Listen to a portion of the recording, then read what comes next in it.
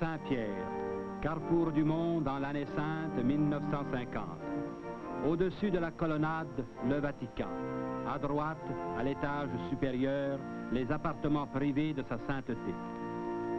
Des pèlerins sont venus de toutes les parties du monde pour faire leur jubilé, d'abord à Saint-Pierre, puis dans les 3 autres basiliques majeures.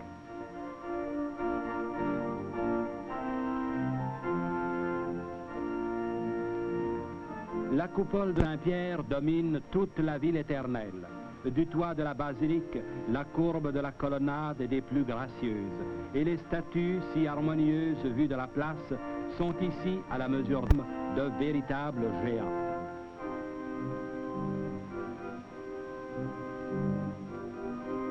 Un spectacle unique attend ceux qui ont le courage de grimper jusqu'au sommet de la coupole.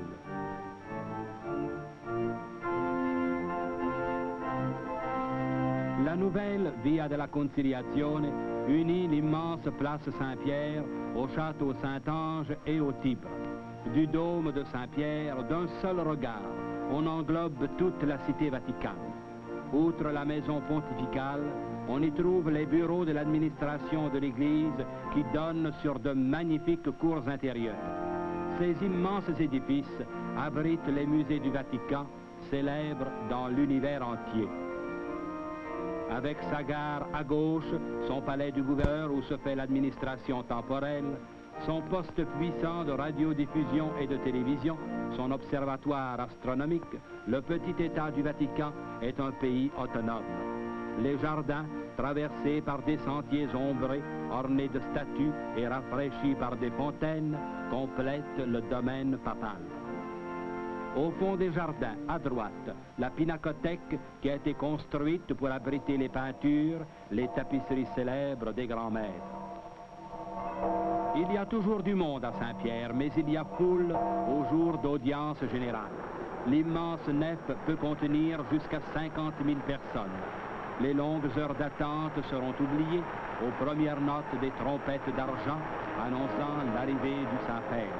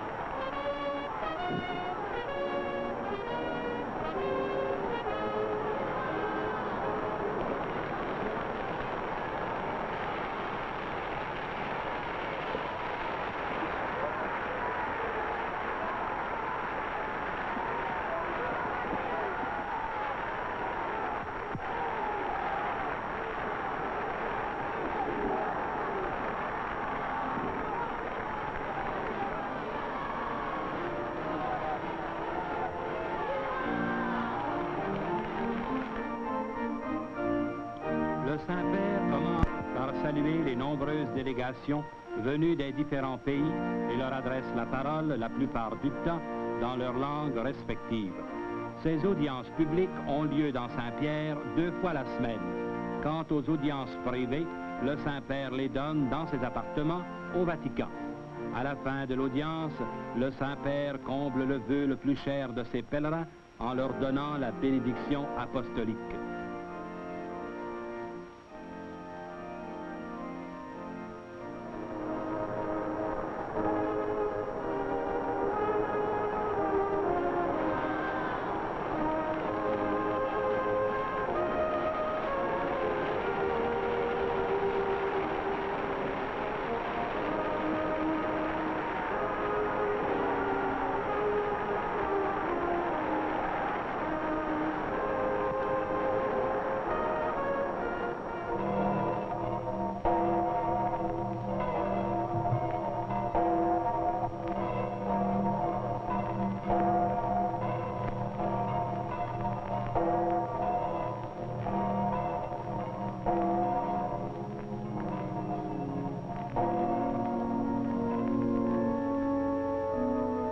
Saint-Pierre est la principale des églises de Rome. Les trois autres basiliques majeures sont Sainte-Marie majeure, Saint-Jean de Latran et Saint-Paul hors les murs. Sainte-Marie majeure est la plus grande des églises de Rome consacrée à la Sainte Vierge. Son clocher élégant est le plus haut de la ville. Les pèlerins peuvent y voir les reliques du berceau et les langes de l'enfant Jésus. Les statues décorant la façade sont des chefs-d'œuvre qui font partie intégrante de l'architecture de la basilique.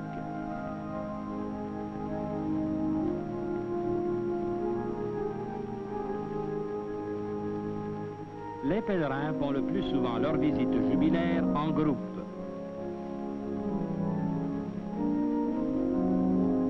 La troisième basilique patriarcale romaine est celle de Saint-Jean de Latran, cathédrale de Rome et du monde. Elle s'élève à gauche du palais de Latran, qui fut la résidence des papes pendant plusieurs siècles. Une colossale statue du Sauveur, entourée des docteurs de l'Église, domine le portique.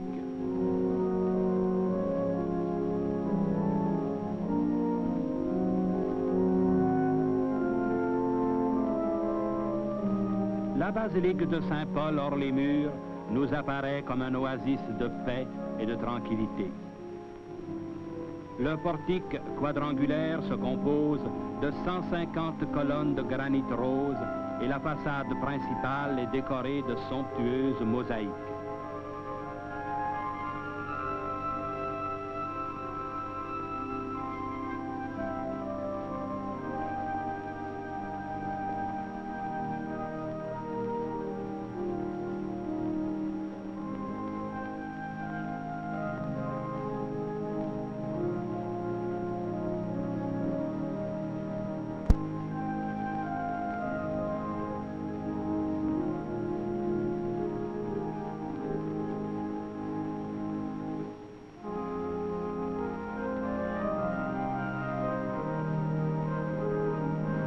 Comme dans leur vie, la statue de Saint-Pierre, toujours inséparable de celle de Saint-Paul.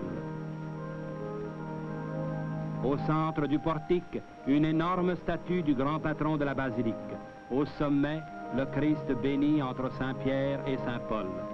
Sous cette fresque dominante, l'agneau divin sur le mont sacré du Paradis, d'où coulent les 4 ruisseaux auxquels se désaltèrent les 12 brebis. Entre les vitraux, les 4 grands prophètes, Isaïe, Daniel, Ézéchiel et Jérémie.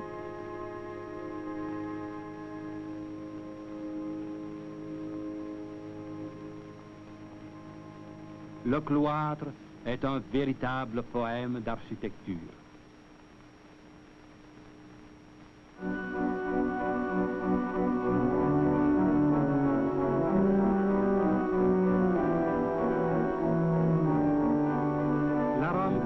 Dans toute sa splendeur, s'accommode très bien du voisinage de la Rome antique. Le château Saint-Ange est l'un des plus célèbres monuments de Rome. Construit pour être un mausolée, il devint une forteresse. L'arc de Constantin qui voisine le Colisée est un des vestiges les mieux conservés de la Rome impériale.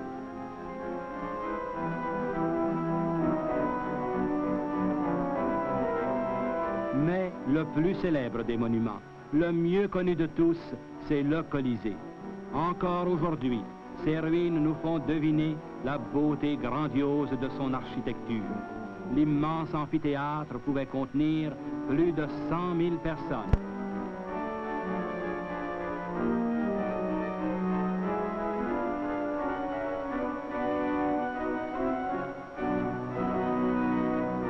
Ce pavé a plus de 2000 ans.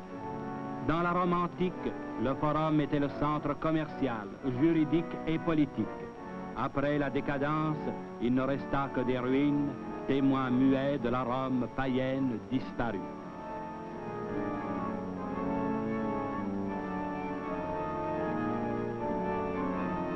Tout près se trouve le Capitole, encore aujourd'hui siège du gouvernement de Rome. C'est de l'église de Lara Coeli, voisine du Capitole, que la veille du grand jour de la proclamation du dogme de l'Assomption, une très longue procession s'apprête à défiler jusqu'à Saint-Pierre de Rome. Il y a 1400 ans, Saint Grégoire le Grand transportait par les mêmes rues l'image de la Vierge surnommée Salus Populi Romani. C'était alors une Rome déserte qui ne comptait plus que 500 habitants. Aujourd'hui, des milliers de pèlerins escortent la même Vierge du centre de la Rome antique au Vatican, centre de la chrétienté.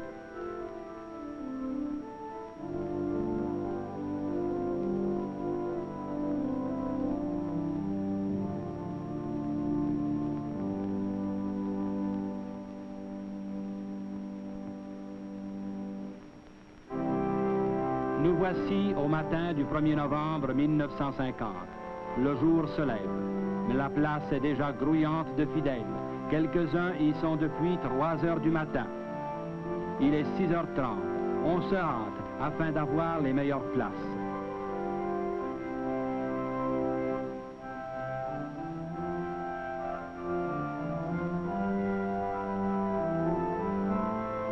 Le soleil est encore très bas, mais on peut suivre sa marche sur l'obélisque.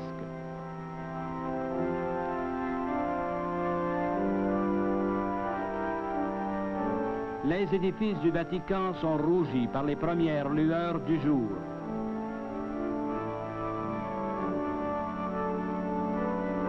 Depuis le petit jour, des ouvriers érigent sur le centre du parvis le trône du Saint-Père.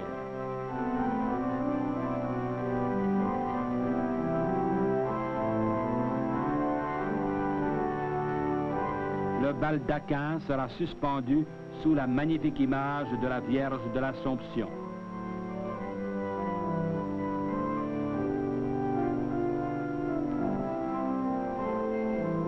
Dès 7h30, quelques invités d'honneur arrivent et sont escortés vers leur place réservée. La garde palatine débouche sur la place Saint-Pierre pour prendre son service. La foule arrive continuellement et prend place entre les deux bras immenses de la colonnade du célèbre Bernini. 96 statues de 18 pieds de hauteur couronnent la balustrade, soutenue par 284 colonnes de style dorique. Sur le parvis, un dynamique commendatore donne des ordres précis. Chacun est désireux d'arriver à la meilleure place, même s'il lui faut un petit peu bousculer un voisin.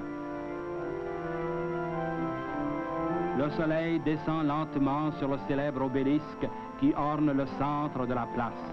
La foule grossit constamment. Il y a là des gens de toutes les couleurs venus des 4 coins de l'univers. On entend les langues les plus raffinées, les patois les plus incompréhensibles. Une seule pensée unit tous les cœurs, la proclamation solennelle du dogme de l'Assomption par sa sainteté Pie XII. Les membres de la garde suisse, recrutés exclusivement en Suisse, portent encore les costumes dessinés par Michel-Ange.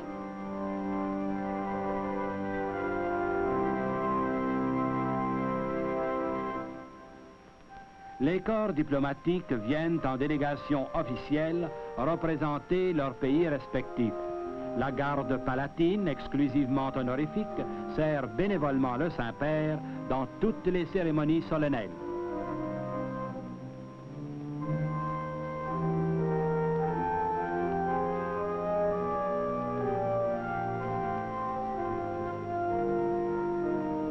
Il est 8 heures. La cérémonie ne commencera qu'à 9 heures, mais qu'importe l'attente, on ne veut pas manquer le défilé pontifical.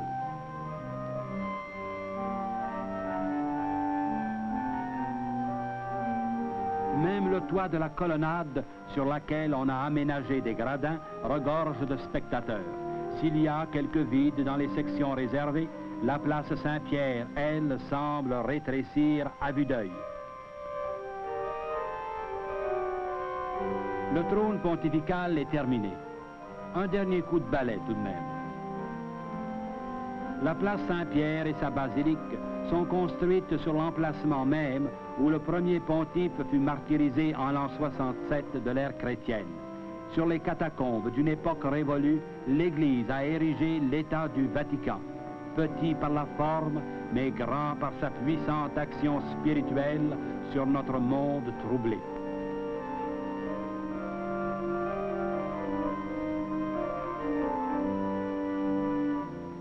Les Espagnols sont venus nombreux à Rome et leur gouvernement s'est fait représenter par une importante délégation militaire.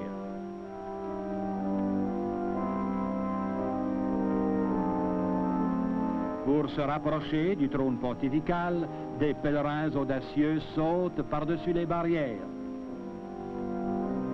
La télévision du Vatican a installé ses caméras sur la corniche de la colonnade.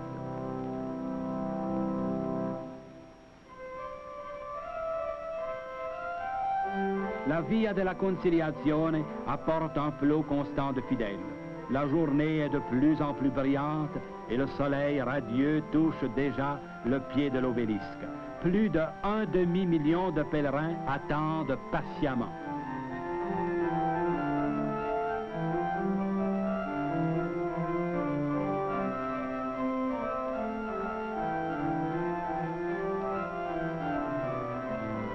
Les ambassadeurs, représentants officiels de leur pays, arrivent par groupe et sont conduits par les membres de la garde noble jusqu'à la tribune diplomatique. Signalons l'arrivée des honorables Onésime Gagnon et Camille Pouliot, les délégués officiels de la province de Québec. Les épouses des dignitaires portent sur leurs cheveux le traditionnel voile noir des dames romaines.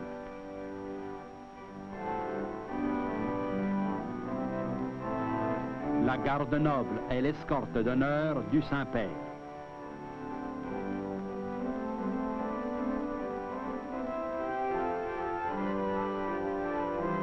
Quelques chevaliers du Saint-Sépulcre dans le costume traditionnel de leur ordre. Tout le monde semble arriver. Mais quelle heure est-il?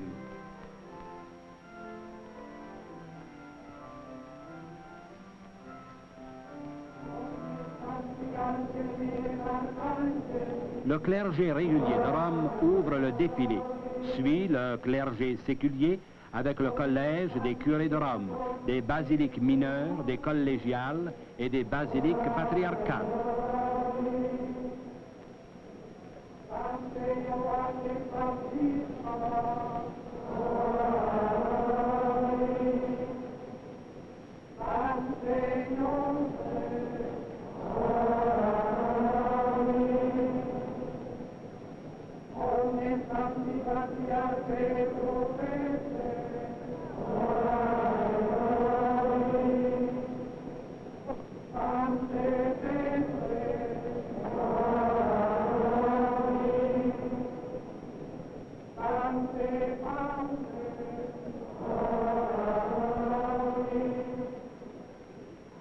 Non seulement la place Saint-Pierre est remplie, mais la Via della Conciliazione déborde jusqu'au Tibre.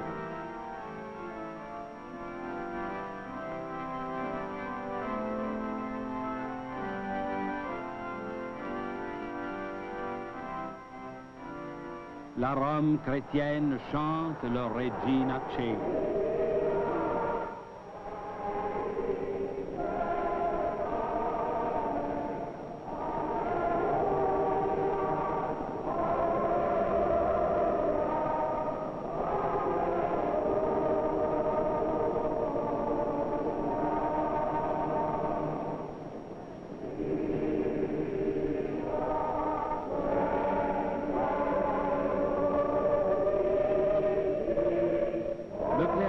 En surplis, prend sa place dans l'espace qui lui est réservé.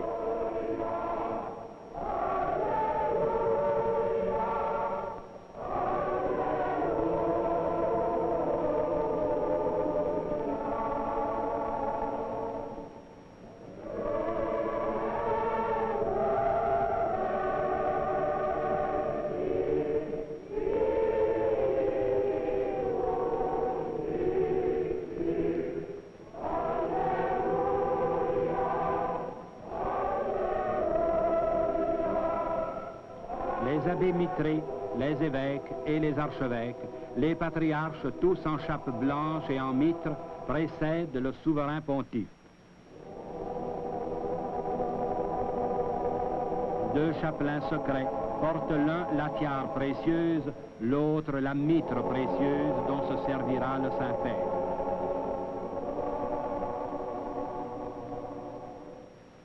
Le grand moment approche. Le pape va paraître porté sur la sedia gestatoria.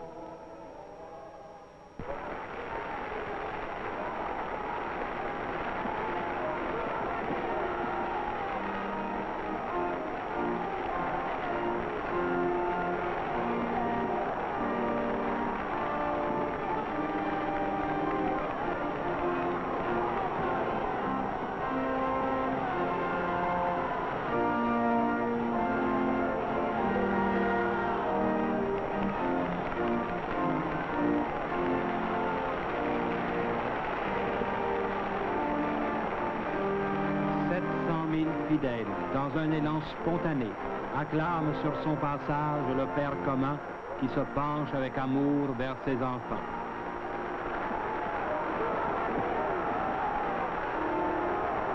Douze sediari portent sur leurs solides épaules la sedia gestatoria. Le dais est accompagné de 2 flabelli, larges éventails de plumes d'autruche aux armoiries du pape.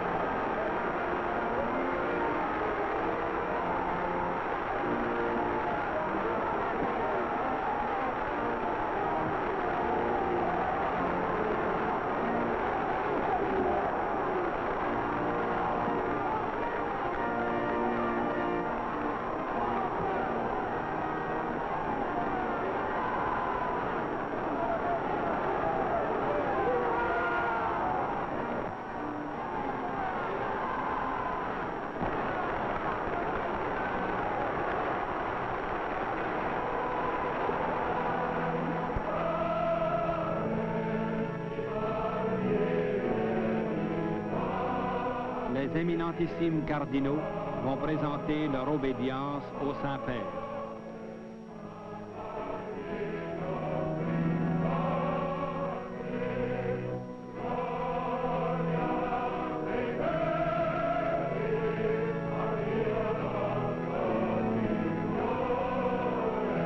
Puis, le doyen du Sacré Collège, son éminence le cardinal Tisserand, va exprimer le vœu unanime du peuple chrétien de voir définir le dogme de l'Assomption. Beatissime Pater, summo honori mihi est. C'est pour moi un grand honneur d'implorer votre sainteté de prononcer, de définir que la Vierge Marie, Mère de Dieu, après son exil sur cette terre, a été enlevée au ciel en corps et en âme. Et le Saint-Père répond: Non sine eterninum concilio solemnis secora advent. Nous sommes sur le point de le déclarer et de le définir, pas avant toutefois que nous ayons prié pour qu'un rayon de l'Esprit Saint vienne nous éclairer.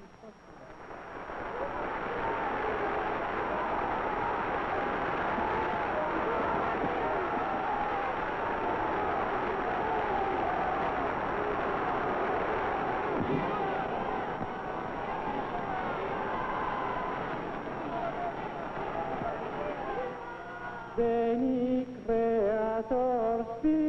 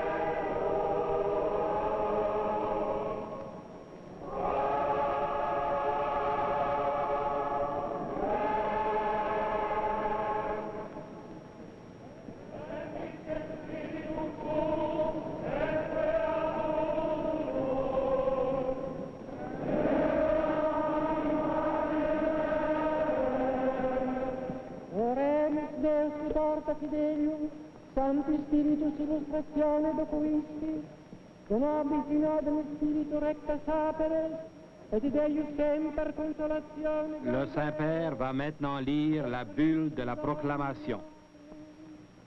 Quoniam universe ecclesia, Nous proclamons, déclarons et définissons que c'est un dogme divinement révélé que Marie, l'Immaculée Mère de Dieu, toujours vierge, à la fin du cours de sa vie terrestre, a été élevée en âme et en corps à la gloire céleste. pronunciamus, declaramus et definimus, divinitus revelatum doma est, immaculatem Dei param semper virginem, expleto terrestris vitae cursu, quisse corpore et anima ad celestem gloriam assumptam.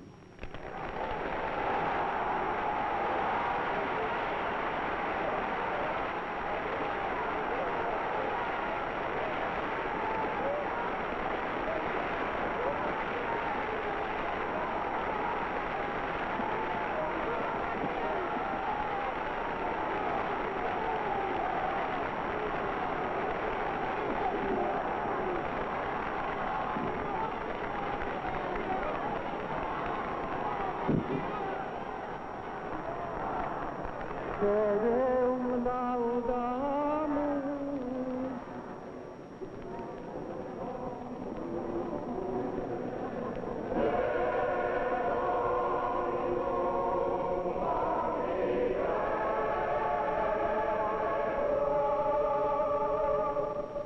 Le Saint-Père adresse la parole en italien à la multitude. Vénérables frères, chers fils et chères filles, émus par la proclamation comme dogme de foi de l'Assomption de la très sainte Vierge en âme et en corps au ciel, exultant de la même allégresse qui inonde le cœur de tous les croyants dont les fervents désirs sont comblés, nous éprouvons l'irrésistible besoin d'adresser avec vous une hymne d'action de grâce à l'aimable providence divine qui a bien voulu vous réserver à vous la joie de ce jour et à nous la réconfortante prérogative de ceindre le front de la Mère de Jésus et notre Mère Marie de l'éclatant diadème qui en couronne les singulières prérogatives. Le Saint-Père va maintenant réciter la prière qu'il a spécialement composée à Notre-Dame de l'Assomption. Ô Vierge Immaculée, Mère de Dieu et Mère des hommes, nous croyons avec toute la ferveur de notre foi en votre triomphale Assomption, corps et âme au ciel, où vous êtes acclamée Reine par tous les cœurs des anges et toutes les phalanges des saints.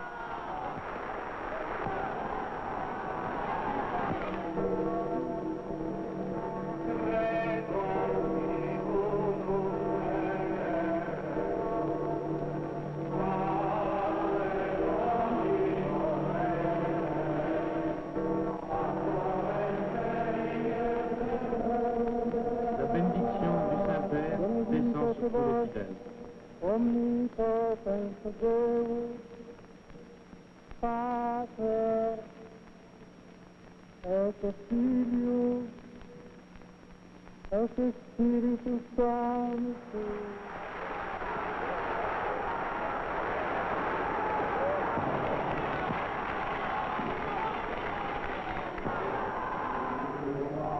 Notre Saint-Père le Pape et sa suite entrent dans la basilique pour célébrer le saint sacrifice de la messe devant les 50 000 personnes qui attendent depuis 7 heures du matin.